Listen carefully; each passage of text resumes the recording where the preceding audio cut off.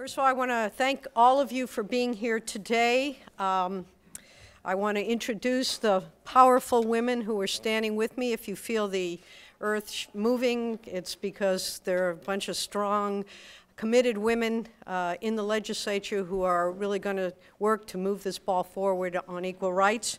I have to my left here is Susan Talamantes Eggman, the Assemblywoman from Stockton. Next to her, Assemblywoman Shirley Weber, the chair of the Assembly Budget Committee from San Diego. Behind her, Cristina Garcia, the vice chair of the Legislative Women's Caucus from Bell Gardens. I know none of you have heard of Bell Gardens. And then we have Patty Lopez, one of our newest members. Also, we have Lorena Gonzalez, also from San Diego, and Autumn Burke from Inglewood, who are here with us today. You know, the Academy Awards are frequently always of interest, not always controversial, but sometimes they are, and this Sunday was no exception to that rule. During her acceptance speech, Patricia Arquette, at the end of her remarks, called for women to have wage equality once and for all. Now, her rallying cry has energized a movement that has long been calling for this issue, and I can say personally, before gray hair, I was also one of those, as were many of the women behind me, calling for pay equity and the right for women to be paid equal pay for work of comparable value as well as equal value. Now, I think, and so do the women behind me, we think that the time for talk is over. We need to make a significant commitment to the women of this state, for the economy of this state, and for the families of this state, that we are going to protect their rights for fair pay. The California Fair Pay Act, which I introduced today as SB 358, will strengthen and clarify California's equal pay laws to ensure that women are paid equally for work that is comparable to their male colleagues and do not face retaliation if they discuss or ask about pay at work. Women's work, we know, has historically been undervalued, and women continue to make less than their male counterparts in the workforce. According to the equal rights advocates, women today, in 2013, a woman in California working full-time will make a median of 84 cents to $1 every dollar a man earns. Now, we know that women are frequently the primary breadwinner in their families and often the only breadwinner in their families. In fact, 1.7 million households in California are headed by women, and of those, 28% fall below the poverty level. That's over 470,000 households of people who are working full-time. Now, the gap is significantly higher for women of color.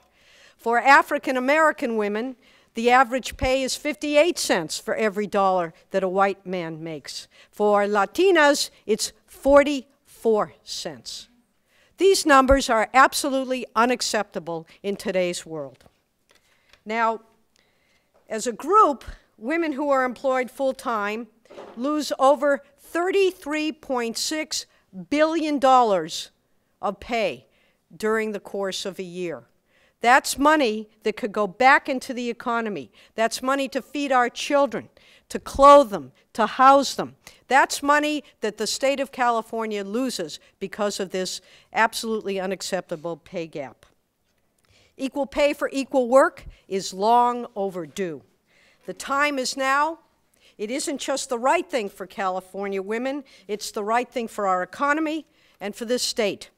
We can't simply ask women to lean in if we aren't also going to give them the protections, the legal protections, to lean on when they do. This is a fairness issue, it's a family issue, and an economic issue. And now I'd like to introduce the Vice Chair of the Women's Caucus, Cristina Garcia. We were joined by two more of our members. We have Cheryl Burke, from the Inland, Cheryl Brown, apologize, blame it on the sickness. Cheryl Brown from the Inland Empire, and Nora Campos from San Jose joining us here today. And I want to say that I'm worth at least $1 and not 44 cents for my work. And my mom would say I'm worth double that. We know that women across our state and across the nation wear many different hats. Sadly, the more hats you wear, the more disparities you experience. If you are a woman, you get paid less. If you're a Latina woman or a Black woman, even less. And if you're a mother, even less. You get the picture. We should be applauding and supporting the work of women and their diversity. In fact, when men are multifaceted, we call them leaders. Men are managers, vice presidents, and CEOs, and their pay reflects those titles. No longer should we as women take a step back and accept that being a woman comes with being paid less. This is a topic that has been researched and discussed and going on 6 decades now. We cannot continue at the current rate. If we do, it'll be 45 years before we get pay equity. In the state of California, we continue to see inequality in funding.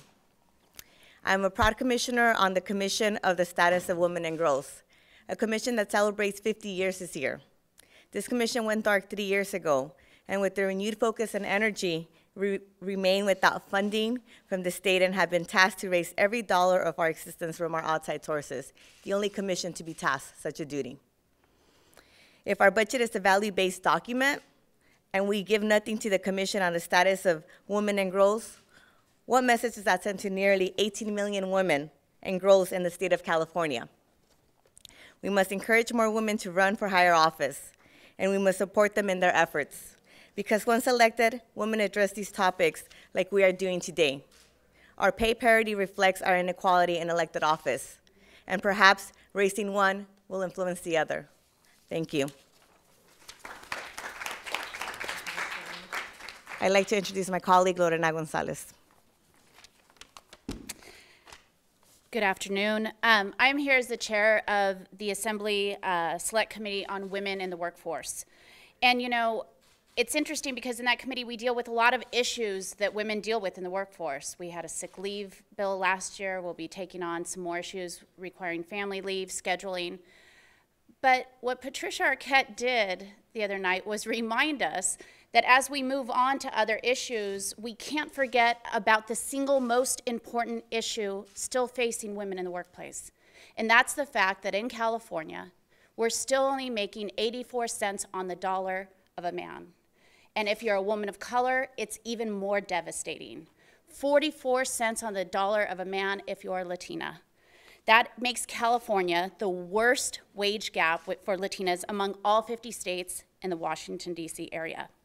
And a lot of times people will say, well, this is because of the careers they're choosing, the lack of skills, the types of things they're going into. But I want to make clear, Latina physicians and surgeons, a high-wage, high-skilled, male-dominated occupation, make 46 cents on the dollar of their white male counterparts.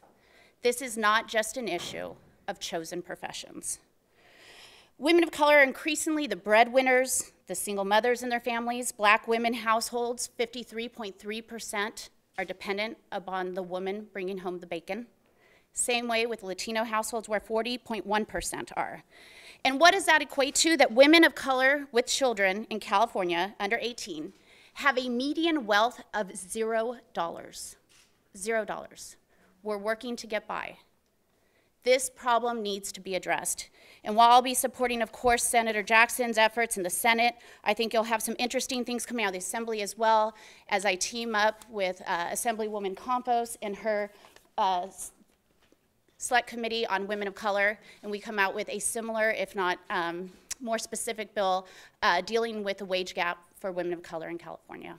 Thank you.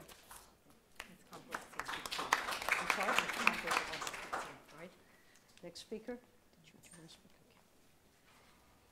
Thank you, Madam Chair and Vice Chair. It is an honor to be here, and my colleagues have touched on various issues. And I'm going to touch on one industry that we are asking our young girls to get into, and it's now losing women. Women are leaving that industry. as one of the only women in Silicon Valley representing the high-tech industry. It is not about more education, it's about gender bias. The tech sector is losing women. It should be growing women in this industry. We are spending our energy and resources into encouraging our young girls to go into STEM programs and setting them up for an industry that is failing women. So I'm looking at how the state can use its $10 billion a year in purchasing power to change the conversation. Let me say that again. $10 billion a year in purchasing power to change the conversation. Businesses that want to contract with the state have a moral responsibility to do the right thing for all working women. California should be leading the way in pay equity. Think about it. Before we give out contracts using public funds, we should make sure a company has equitable pay practices. It doesn't matter if you are a janitor, a food service worker, or a software engineer. You should be paid the same money for whatever classification you are, especially in the state of California. So that's what I will be proposing as I work with my colleague Lorena Gonzalez and other members on my committee. Thank you. And because we're a group of feisty women, is there anyone else who would like to speak? All right. Well, as you can see, this is an issue that raises the passions and the concerns of all of us. All of those women here in the room are working women, and they should be paid for the work they do at the same rate as their male counterparts, irrespective of gender. That is our basic message today. This issue is long, long overdue. As I mentioned, it's one that we've been fighting for years. I want to thank Patricia Arquette and the Academy for her efforts, for her strength as she stood there with her statue. She has passed that statue on to us. We are going to run with it. We are going to make sure that California, again, leads the conversation to correcting this injustice that is long overdue. Thank you for being here, and certainly we'll answer any questions. Question, just in looking at the draft bill so far, it strikes out a word equal that is in the law now and talks about comparable. And it seems like what you're trying to do, maybe you could explain it, is say you've got to have this new set of criteria.